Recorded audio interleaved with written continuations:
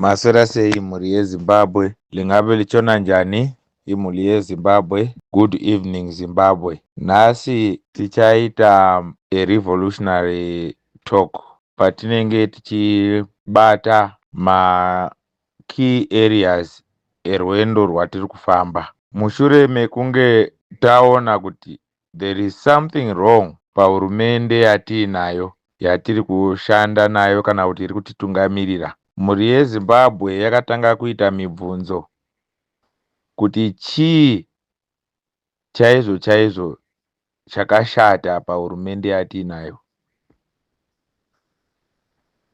Chatakanonoka kurealiza ndechekuti vari kutitungamirira vacho dzinenge dzisina kukwana, kana kuti there is a very serious breed of leadership yakatsvagana tsvagana vakasarudza kuva vatungamiri vedu. Vamwe vanoshamisika kuti vakatsvagana sei. Birds of the same feathers flock together. Ndiyo hurumende yatiinayo iyi. Asi mune vamwe vakanhongwa nhongwa vanga vaine hunyanzvi from hurumende yekumashure vakapinda mukati mehurumende nyowani iyi yatinoti second dispensation. Ndo vanenge vachiedzawo kuti madii madai, because we must always remember kuti kana tiri hurumende tiri kufanirwa kutarisa vanhu, tiri kufanirwa kutarisa masi. But instead yekuti new dispensation idzidze from one experience, those with experience they started being persecuted. Nayo hurumende yaMnangagwa iyoyo, right?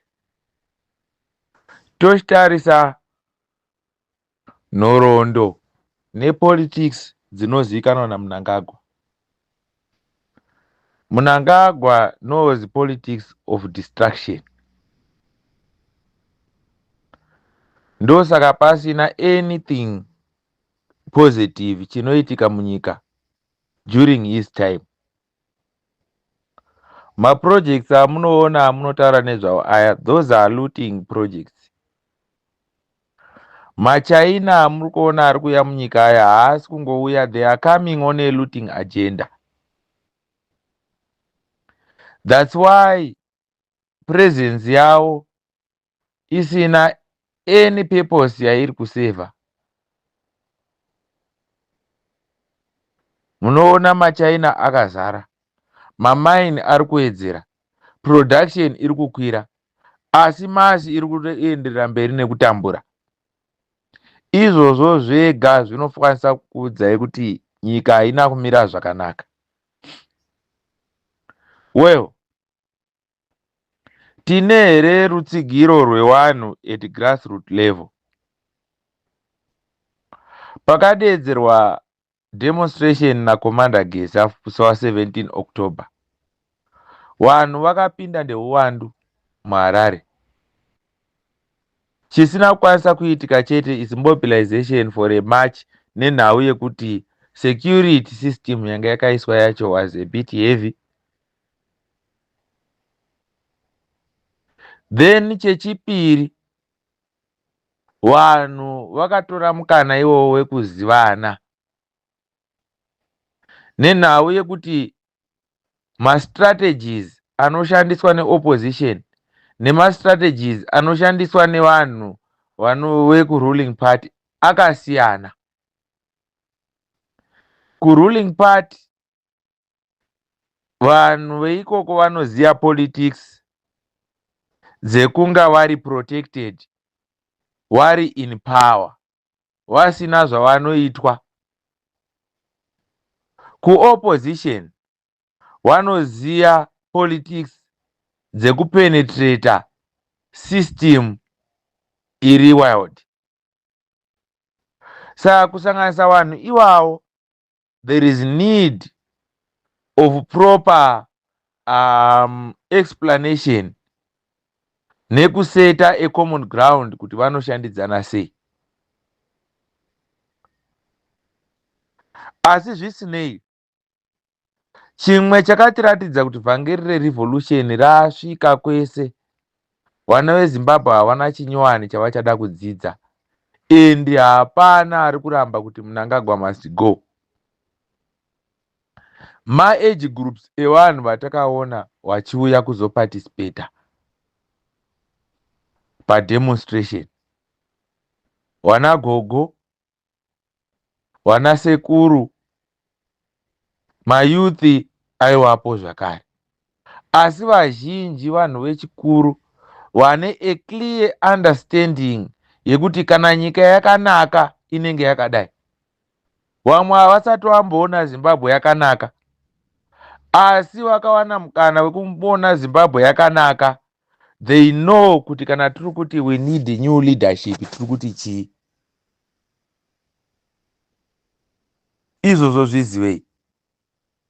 Support yemasi pana Komanda Geza haichabvi, haichadzokeri kumashure.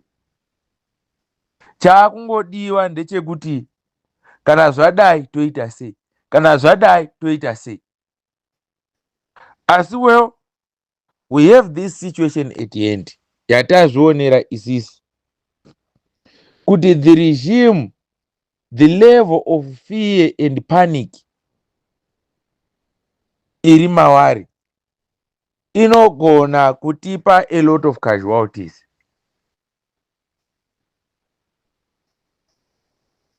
Nenhau yekuti we are dealing with a person ari kuti ndinongoita chero because handina option, because ndakabata basa rakashata munyika, kana even mukandibvisa nechisimba I may lose. Kana ndikafaita muchitraya kundibvisa, at least kana ndichitomboripo for another day I am a winner. Ndo vanhu vatiri kufaita nawo.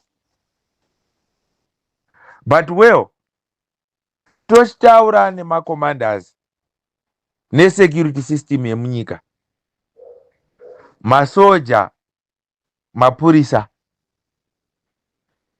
dambudziko ratakatarisana naro nderekuti we are protecting a cabal. We are no longer protecting mass.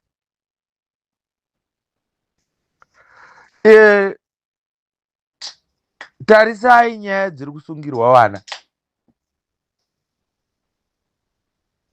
Tikatarisa the group Rebel War veterans,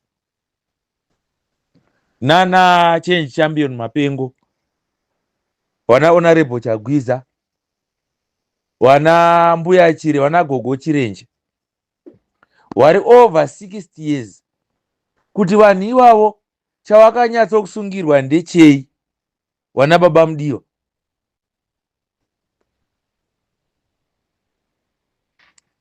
Hatina kana mhosva yatinoona, asi kungoti mafesi avo ari popular pavanhu vari kubata basa rerevolution nekukurudzirana kuti dai nyika yaita zvakanaka. Ndo zvavari kusungirwa. Ivo vafana hawana Traore kuti vari kusungirwei, hawana munga vamboripo padhemo, asi varimo mukati muchitokisi. Izvozvo zvinofanira kuratidzai kuti the regime is in panic mode. But what's the way forward? The way forward ndeyekuti whether we have a leader or we don't have a leader, hurumende yaMnangagwa iyi haichaiti kuramba ichitariswa ichitonga, because tinenge tichienda kupi senyika. Tarisai kuti kubva 2017 up to 2025, we are talking of 8 years. Masalaries enyu pa 8 years ari papi? The way of standards of living pa 8 years dziri papi. Ndo zvega zvinofanira kuratidzai kuti we are protecting a cabal. So tiri kuprotecta a cabal. Can we afford to wait up to 2030 again kuti tiwane utungamiriri hutsva hwemunyika?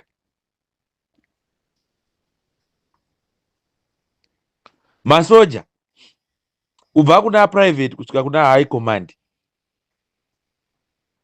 isisu semasi tiri kuzvionera pamhuri pamhino sefoja, vanhu vatambura, asi Mnangagwa nezvigananda they are abusing the mass. Handizivi kuti point iyoyo muri kuionawo here. Hamuzofari here kuti munzi ndimi makatungamira pamberi kuprotecta mass? Can we afford to protect Mnangagwa nevana vake ava nezvigananda izvi at the expense of millions of Zimbabweans and the future of those who are still coming?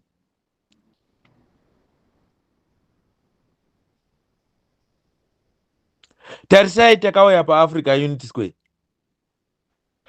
paiwe nemabhiza, paiwe nembwa, paiwe nepfuti, paiwe nemawater tanks. Zvese izvozvo kurambidza mwana weZimbabwe ari kuti we need to send a message to our government kuti apa pakashata pada kugadziriswa, wonzi nyarara.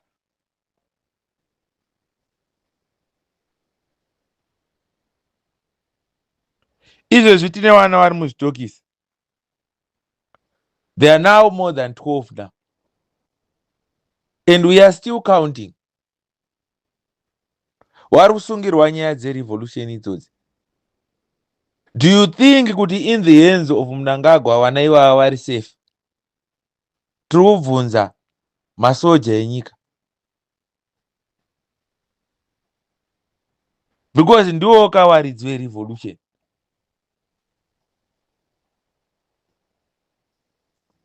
Vana vari mumaoko aMnangagwa aya, are they safe?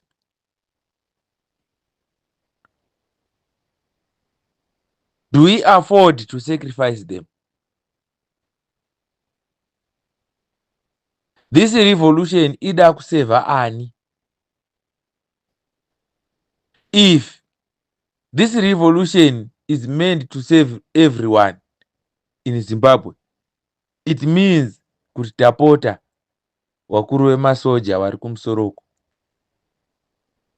It's time for you to act. Vana havachakwanisi kupinda wega mumastreets because vana havana pfuti, vana havana zvombo.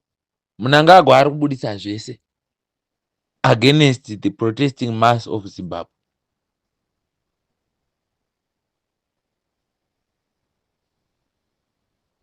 To organize outside and without your knowledge,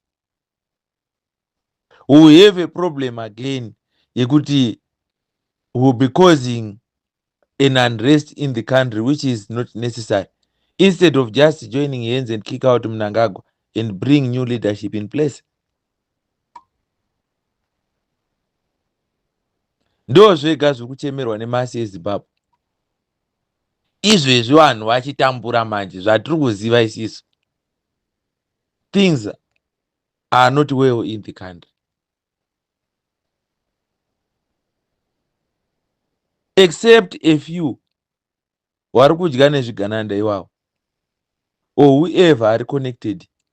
Mukaona maaffiliates ari kungonzi for ED ari kugadzirwa every day.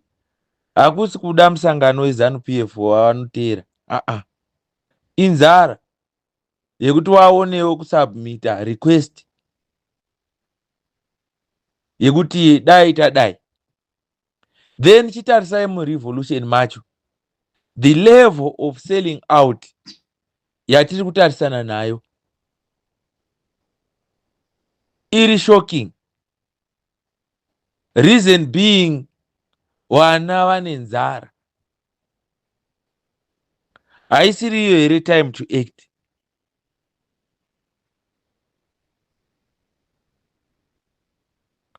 Ndodayira kuti meseji iyi yakajeka. Mhuri yeZimbabwe is ready. We know, yes, kuti there are bigger plans padhuze ipapo. Asi honai, zviri kuitwa wana izvi hazvichadi kuti tinonokere zvinhu. Regai timbogumbira ipapo. Tinotenda.